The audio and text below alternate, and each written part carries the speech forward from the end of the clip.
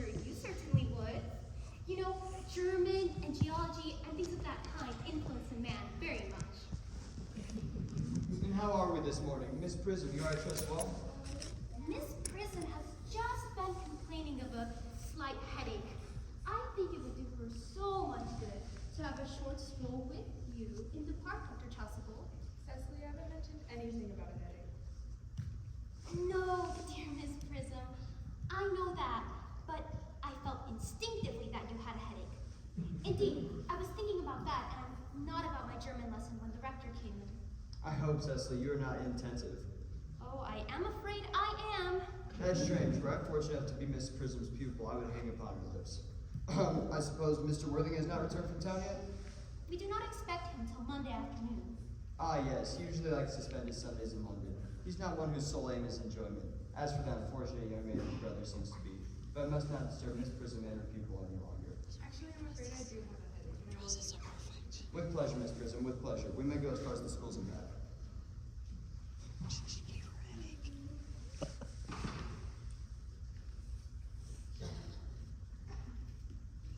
Horrid economics, horrid geography, horrid German. I put Mr. Ernest Worthing had driven over from the station. He has brought his luggage with him. Mr. Ernest Worthing, B4 the Albany W's. Uncle Jack's brother. Did you tell him Mr. Worthing was in town? Yes, miss. Ask Mr. Ernest Worthing to come here. I suppose you had better talk to the housekeeper about a room for him. Yes, miss. I feel rather frightened. I'm so afraid he will look just like everyone else. You're my little cousin Cecily, I'm sure.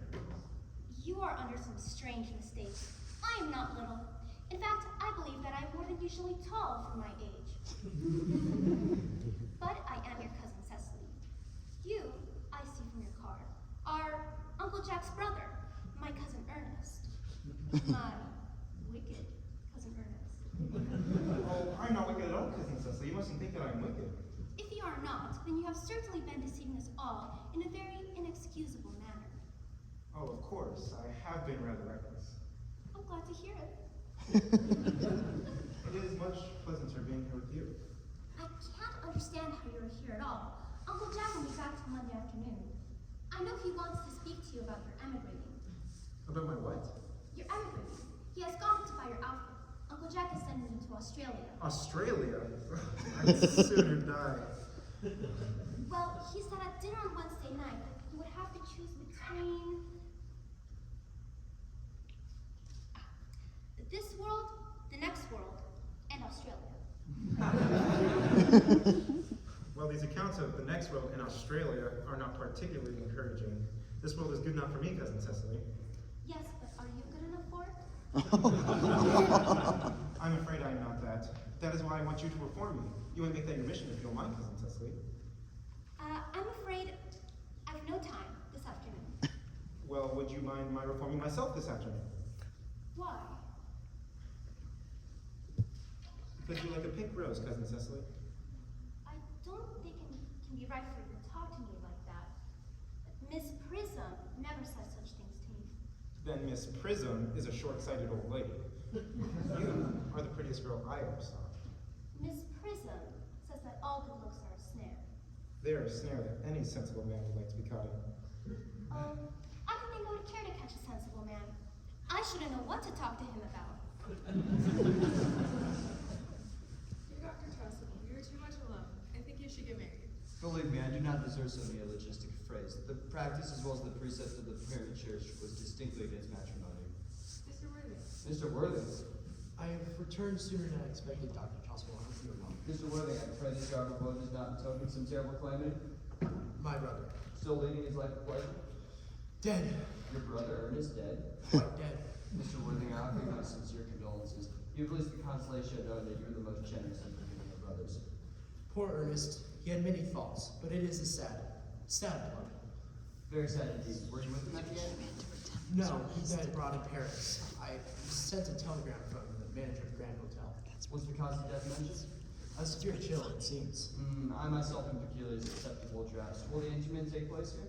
No, he seemed to express a desire to be buried in Paris. In Paris? I fear that hardly points to any very serious state of mind at last. But I'm sure you wish me to make some slight allusion to this tragic domestic affliction next Sunday?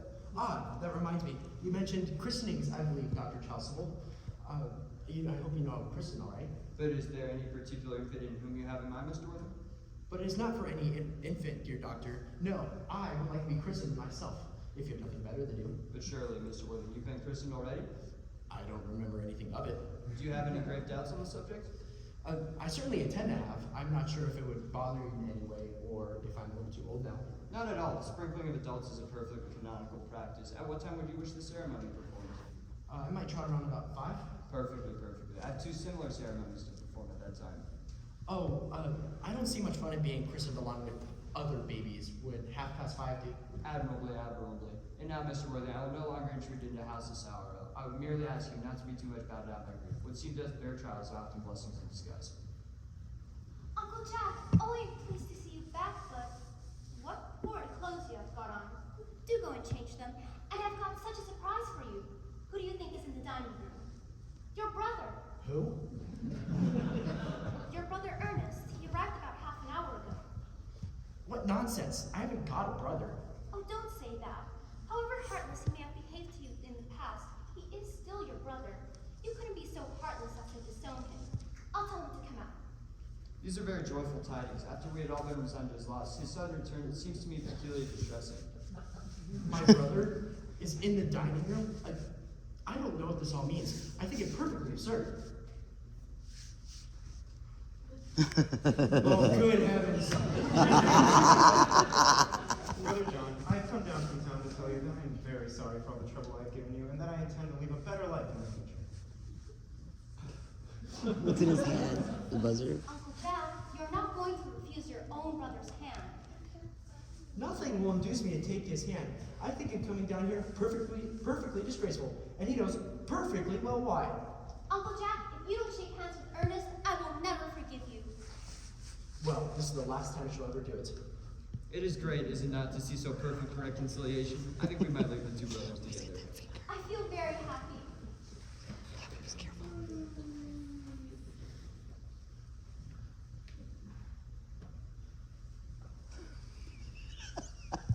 You young scoundrel, Algie. You must get out of this place as soon as possible. I don't want any bunkering here.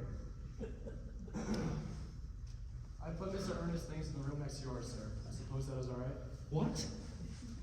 I'm afraid I can't say more than a week this time. This time. Merriman, order the dog carts at once. Mr. Ernest has been suddenly called back to town. Yes, sir. What a fearful liar you are, Jack. I've not been called back to town at all. Your duty as a gentleman calls you back. My duty as a gentleman has never interfered with my pleasures in the smallest degree. I can quite understand that. Well, Cecily is a darling. You are not to talk about Miss Carter like that. I don't like it. I don't like your clothes. You look perfectly ridiculous in them. Well, will you go if I change my clothes? Yes, if you're not too long. I've never seen anyone take so long to dress and with such a little result. Well, it's better than being always overdressed as you are. If I'm occasionally a little overdressed, I make up for it by always being immensely overeducated.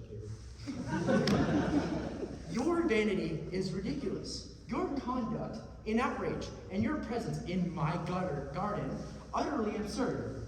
However, you've got to catch the 4 to 5 back to town, and I hope you have a pleasant journey, because this bunburying, as you call it, has not been a great success for you. I think that's been a great success.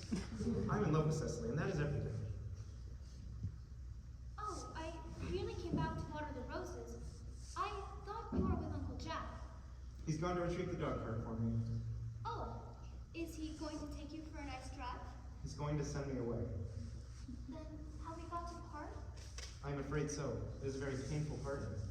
It is always painful to part with people whom one has known for a very brief space of time.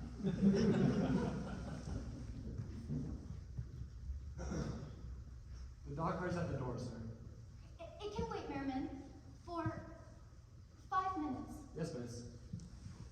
Cecily, I hope I shall not offend you if I speak quite frankly and openly, that you seem to me to be in every way the personification of absolute perfection. I think your frankness does you great credit, Ernest. Cecily, ever since I looked upon your wonderful and incomparable beauty, I dared to love you passionately, wildly, hopelessly. I don't think you should tell me that you love me wildly, passionately, devotedly, hopelessly. Hopelessly doesn't seem to make much sense, does it? Oh, Cecily. The dog cart is waiting, sir. Tell it to come around this time next week. Uncle Jack would be very much annoyed if he knew you were staying on till next week at the same hour. Oh, I don't care about Jack. I don't care for anybody in the world but you. I love you, Cecily. You'll marry me, won't you? You silly boy, of course. Why, we have been engaged for the past 3 months. For the last 3 months. Yes, and it will be exactly 3 months on Thursday. But how did we become engaged? Well, ever since dear Uncle Jack first confessed to us that he had a younger brother who was very wicked and bad, you, of course, became the chief topic of conversation between myself and his sister. And of course, a man who is much talked about is always very attractive. I dare say it was foolish of me, but I fell in love with you, Ernest. Darling. And when was the engagement actually settled? On the 14th of February last, worn out by your entire ignorance of my existence, I determined to end the matter one way or another. And after a long struggle with myself, I accepted you under this dear tree here. The next day, I bought this little ring in your name. Did I give you this? It is very pretty, isn't it? Yes, you've wonderfully good taste, Ernest. It's the excuse I've always given for your leading such a bad life. And this is the box in which I keep all your dear letters. My letters? My own sweet Cecily, I've never written you any letters. You need hardly remind me of that, Ernest. I remember only too well that I was forced to write your letters for you. I wrote letters 3 times a week, and sometimes oftener. Oh, do let me read them. Oh, I couldn't possibly. They would make you far too conceited. Conceited. They make you far too conceited. What a perfect angel you are, Cecily. You dear romantic boy. I hope your hair curls naturally, does it? Yes, darling. With a little help from others. I'm so glad. Yes, of course. You must not laugh at me, darling, but it had always been a girlish dream of mine to love someone whose name was Ernest. There's something in that name that seems to inspire absolute confidence. I pity any poor married woman whose husband is not called Ernest. But, my dear child, do you mean to say that you could not love me if I had some other name? But what name? Oh, any name you like.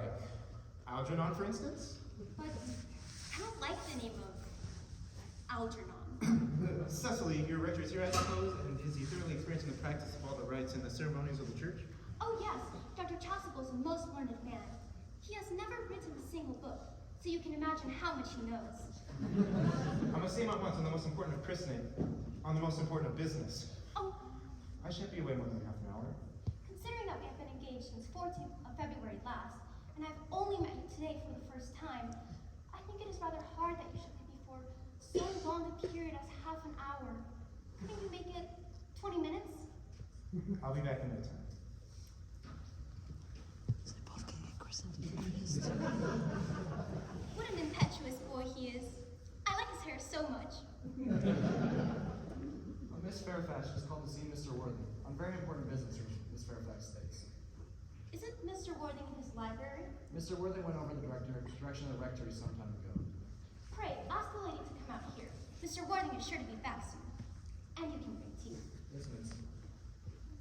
Miss Fairfax, I suppose one of the many good elderly women who are associated with Uncle Jack in some of his philanthropic work in London. Miss Fairfax. Pray, let me introduce myself to you. My name is Cecily Cardew. Cecily Cardew, what a very sweet name. I have a feeling we're going to be great friends. How nice of you to like me so much after we have known each other for such a comparatively short time. Pray, sit down. I've been calling Cecily, may I not? With pleasure, You always call me Gwendolyn, don't you? if you wish. Then it is all quite settled then, is it not? I hope so. Perhaps this would be a favorable opportunity, my mention calling you. My father's Lord Bracknell. You've never heard of Papa, I suppose? I don't think so. We're here in a short visit, I suppose. Oh no, I live here. Oh, really? Your mother, no doubt, or a female relative of advanced years resides here also? Oh no, I have no mother. Nor in fact any relations. Indeed. My dear guardian, with the assistance of Miss Prism, has the arduous task of looking after me. Your guardian? Yes, I am Mr. Worthing's ward. Oh, it is strange. He never mentioned me to get ward. How secret of him. He becomes more interesting hourly. I'm very fond of you, Miss Cardew. I've liked you ever since I met you. But now that I know that you're Mr. Worthing's ward, I cannot help expressing wish you are not quite so very alluring in appearance. In fact, if I may speak candidly, Pray do. I believe that whenever anyone has anything unpleasant to say, one should always be quite candid. well, to speak with perfectly yours, Cecily, Ernest is a strong, upright nature, but even men of the most noble possible moral character are extremely susceptible to the physical charms of others. I beg your pardon, Gwendolyn. Did you say Ernest? Yes? But it is not Mr. Ernest Worthing who is my guardian. It is his brother. His elder brother. Ernest never mentioned to me that you had a brother. I'm sorry to say that they have not been on good terms for a long time.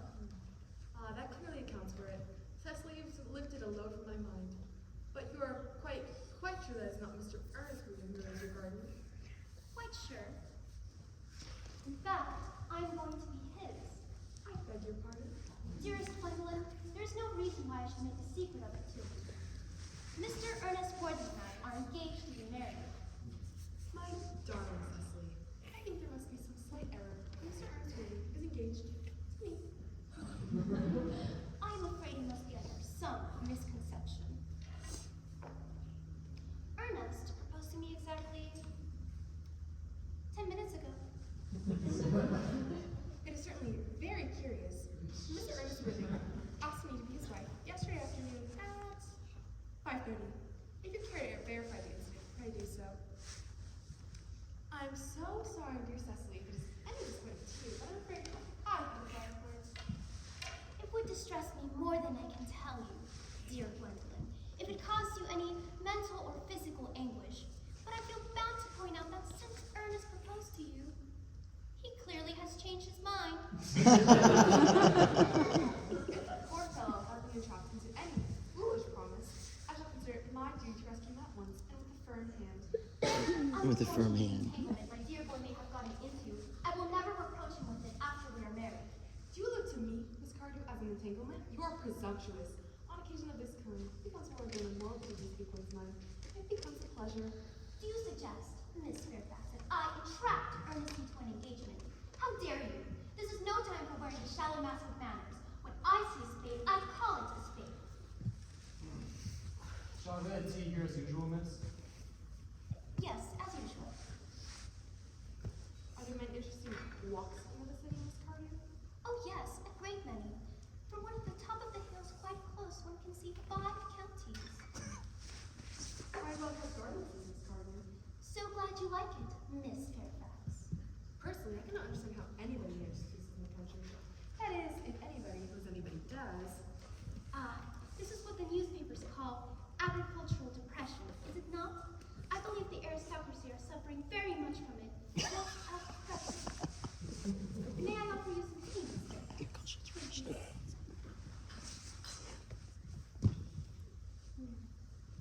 Cake or bread and butter?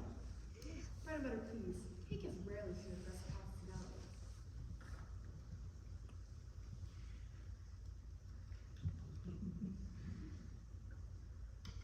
Sugar?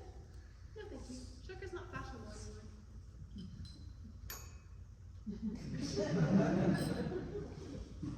Hand that to Miss Fairfax.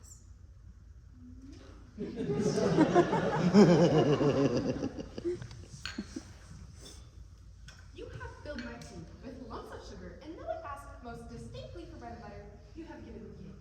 I warn you, Miss Cardew, you may go too far. To save my poor, innocent, trusting boy from the machinations of any other girl, there are no lengths to which I would not go. Ernest, my own Ernest. Gwendolyn, darling. A moment. May I ask if you're engaged and married to this young lady? To dear little Cecily? Of course not. What puts an idea in your pretty little head? Thank you. You may.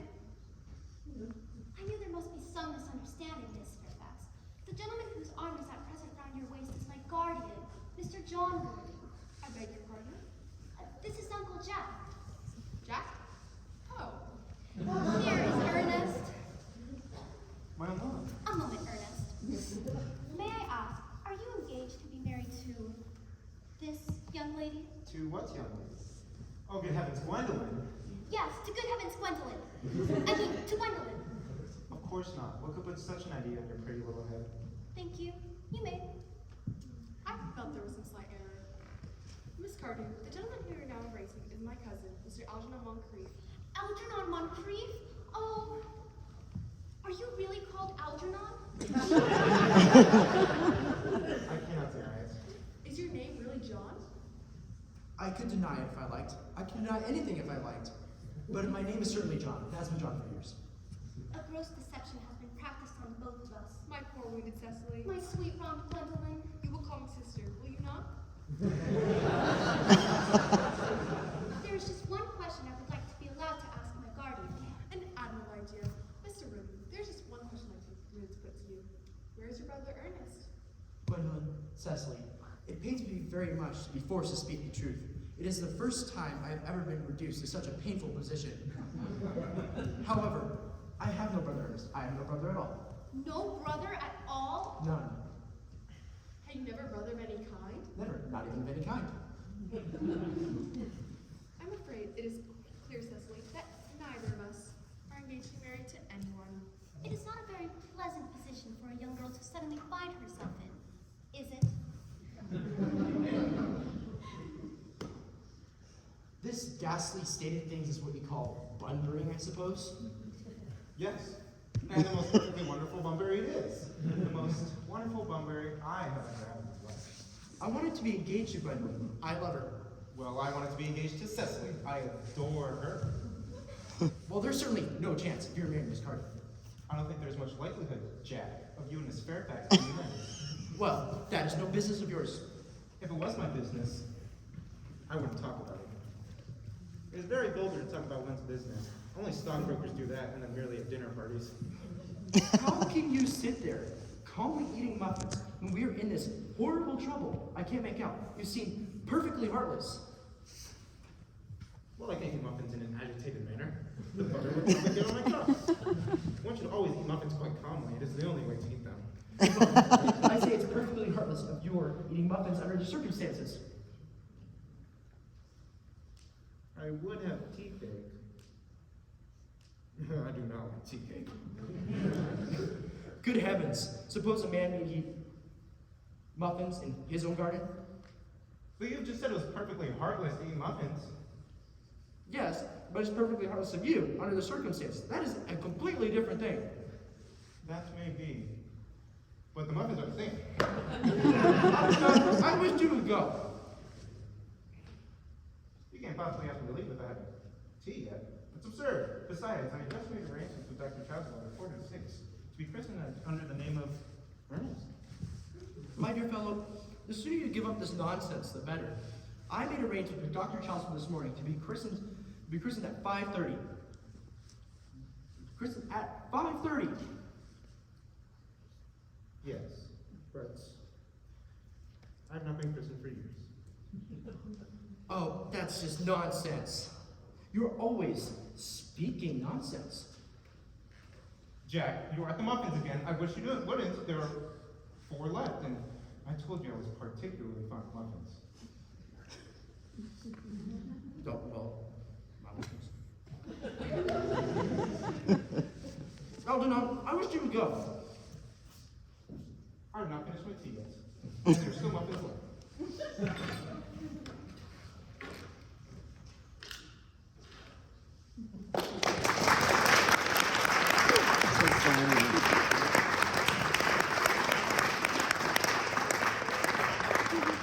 It's perfect for that role.